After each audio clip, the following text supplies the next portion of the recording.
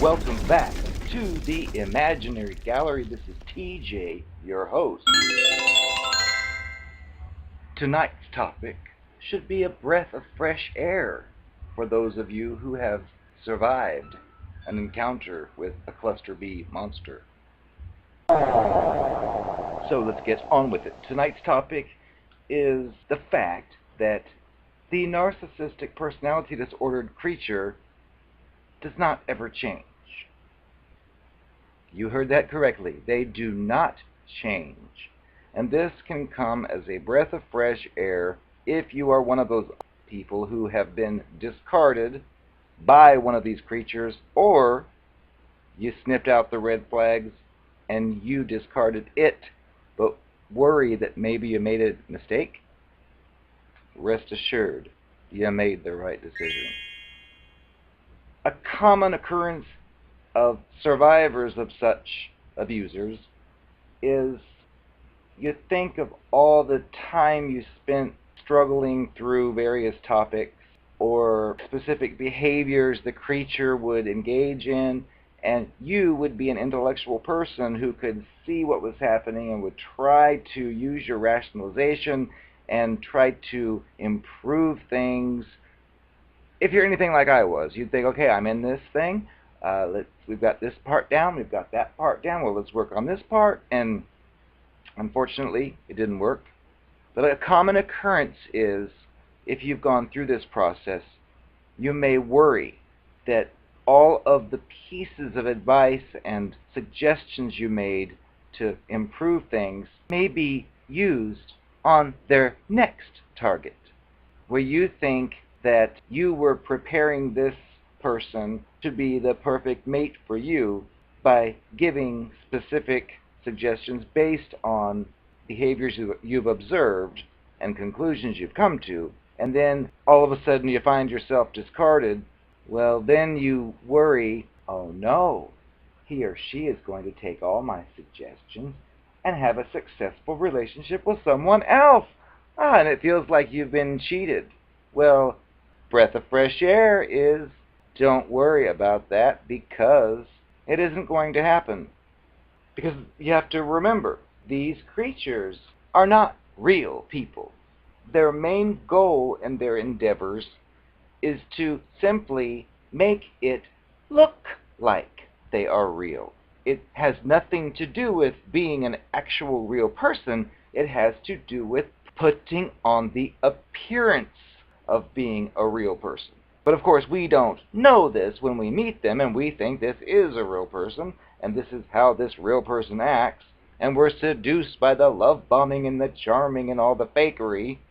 But you have to keep in mind, well, do it yourself. Think about some of the situations you went through and how you could clearly see how they were irrational and wrong, and how you attempted to point this out, especially basing it on previous discussions you've had with this creature who made it sound like it felt the same way about such topics, yet when they're related to it, it's all of a sudden like a baby, like a child, like a fool, and you become frustrated, and then you may give your suggestions like, look, here's what's going on and here's how it should be. Well, it doesn't matter. They're not going to take that knowledge and move on to the next target and be successful.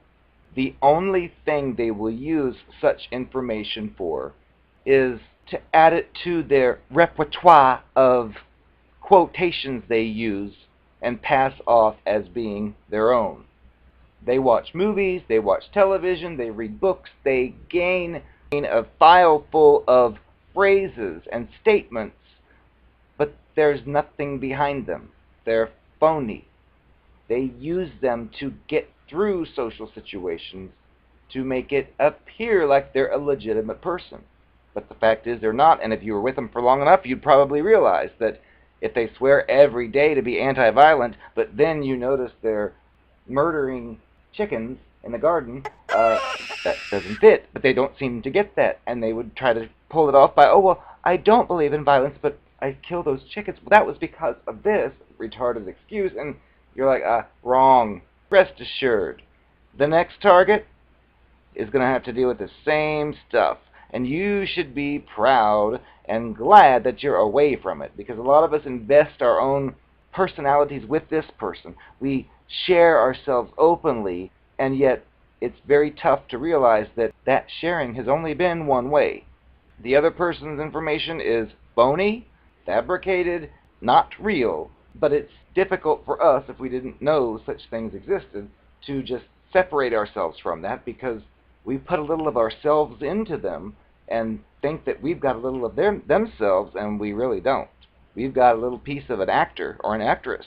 And then this brings me down to the fact that they are a shame-based personality, whereas a healthy, normal personality would be a person who self-reflects, sees what their weaknesses are, sees what their strengths are, and can be completely open and honest about all of them, and can meet new people and share this information with them openly. They don't have to worry about telling 10 different people this information, and one person's going to have a story different from the other because they're all the same. That is a normal type situation.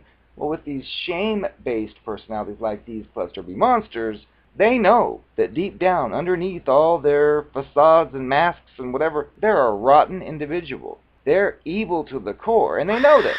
They know, compared to the terms of like a regular person, they are the enemy. They're the type that parents warn their children to avoid. So knowing this, they live a shame-based existence, which means they put a mask on to pretend to be someone with great features, with great values, and so on. But of course, if you spend any amount of time with them, you'll notice that their actions don't match up with these great values. But that's what they are, is shame-based. It doesn't mean that today they're ashamed of what they're doing. It's because when they developed, they learned that what they really are is just not something they can share if they expect any kind of social interactions that are successful. They know that if anyone on the outside could see what they really were like, they'd be on their own. Like when we compare to the non-shame-based, it's what you see is what you get, and here's the words to describe it. This is who I am. And then they are like an empty shell that switches masks based on the goal it has for the very moment. So if you were an athletic person who thought health was very important and so on, they would all of a sudden become a health nut and then be attracted to you and want to date you. But then you'd notice them at McDonald's having 6 hamburgers and drinking a big pile of grease, and you'd think, why are you doing that if you're a health? Because they're retarded, they're fake. You won't get to hear that they love to drink grease and love McDonald's hamburgers because that doesn't fit in with the role. So be glad you're away from this, because someone else is now dealing with it. It's somebody else's problem, and you can move on and be glad that they're out of your life.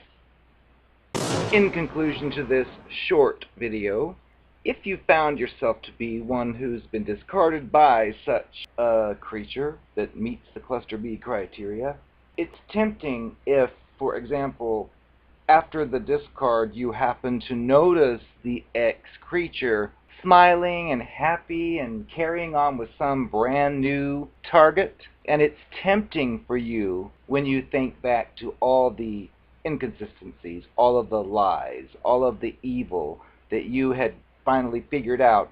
It's tempting for you to want to run to that new target and say, he's a mess or she's a mess. Don't fall for it. My advice is to not do that. And you may think, well, that's cruel. You're a compassionate person and caring, and you want to make sure that someone else doesn't get hurt. Well, honey, that does not fit here, because remember what you're dealing with. You're dealing with an actor. So chances are your name has already been smeared as a crazy, obsessive ex. So if you run to that new person, oh my goodness, you can't be dating this person, you're going to fit that role, because the narcissistic monster will probably have said, oh yes, he or she wants me back desperately. That stuff is made up. So you will turn away from me. Don't fall for it. And of course, the new person in their love bombing stage is not going to be fazed by what you say, and they're going to hear that and think, oh, well, I knew it. That person is crazy, and it doesn't work. It just doesn't. I mean, common sense, real life, and reality would be, that person's in danger, I better warn them, but that does not apply when you're dealing with this type of creature. Doesn't matter how, if you notice their social media postings of their smiling faces together, kissing, or we're so happy, or whatever. In fact, the more of that you see, the faker it usually is. I have one such example that is an illustration of how this works. I happen to have been involved with a certain person for a long period of time, and afterward would still talk with the person, but it would never be anything real close. It would just be kind of like, hey, let's meet for some drinks or some foods or something. But then again, it would be nice, and then it would be mean, and then it would find someone new, and I'd just sit back and watch and think, look at this person, going from this one to this one, and I would just say nothing, just watch. Well, there was one particular person that I happened to kind of know and noticed that this person was involved with the creature, and I followed this advice. I knew that there was nothing I could say derogatory about the creature that would do any good because of the nature of the creature. I followed this advice and just didn't say anything. In fact, I became friends with the person on Facebook, and usually when you're dealing with a narcissistic monster, they will control anyone that is on your list to be removed. They will say block or take off. They don't want you communicating with their new target, because even though you've been painted as a crazy ex, you still could be a risk. Well, in this case, I noticed, oh wow, it's still on my friends list. And I said nothing, sat back, and it ran its course. Well, just the other night, I ran into that person, and we had a nice venting session back and forth about this creature. And I confessed. I said, I saw the two of you doing what you were doing, and you know what? I didn't say a word, because I knew if I did, I'd be painted as the enemy, and I don't want to be part of that. But too often, those of us in the real world of reality will see things for what they are and not keep in mind that this narcissistic monster has their own whole overridden version of reality that they suck their new target into, which you can probably think back to your beginnings with that creature. In fact, many of us have actually experienced situations where we were with the new creature, didn't know it was a creature yet, and somebody did come up and say something, and did we care? No! We were in ecstasy in this love bombing, and that's the same way it is for them. So you have to stamp out your own morals temporarily as far as helping others who need help, because in this case, it's a warped reality, and all you will do is make things worse for yourself. So if you're away from that cluster B monster, be glad it's somebody else's problem, and rejoice once again. I am the narcopath, and I am back once again. I've missed y'all. I just want to tell you first off, God hates fags. That's right. God hates fags. I'm so glad that I became a lesbian, so I don't have to worry about being hated by God. After all, I'm the only God in this world. And all this talk you give me about your emotions, give me a break. I don't know what you're fucking talking about.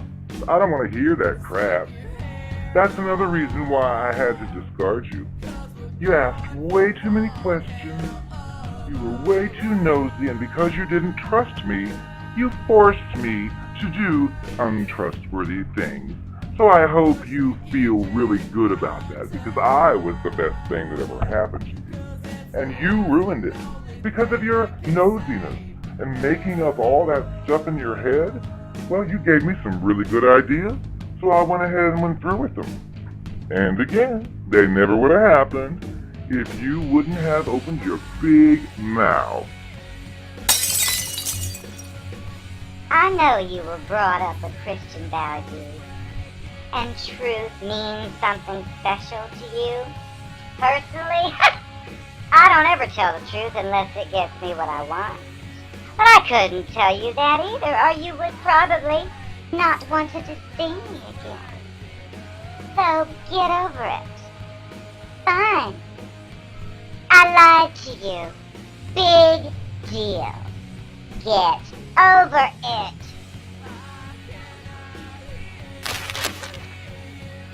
It's true. All of your life desires can come true as long as you join a cult.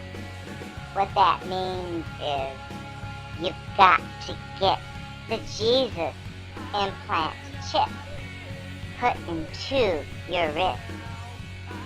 I guarantee you all this talk about it being the mark of the beast is a total lie. It's actually the mark of God. Who doesn't want to be closer to God? My hair gets as high as it can, and it's still not close enough to God. So you've got to get the God chip. It'll make your life so wonderful. The RFID God chip. It's what we need to make this world a better place. And if you don't get it, you won't be able to buy or sell unless you're a prostitute like I am. I do trade.